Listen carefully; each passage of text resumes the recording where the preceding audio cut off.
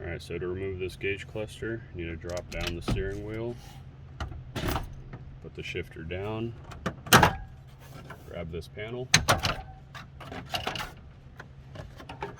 work it loose.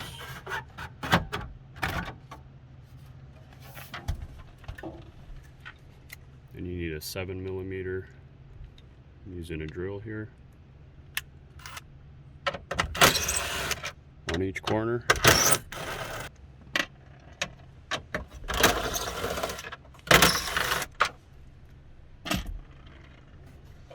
Pull the gauge cluster back like this. Push on this gray tab. Pull it out.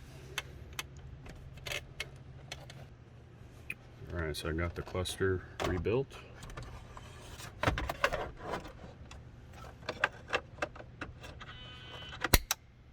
Make sure it clicks.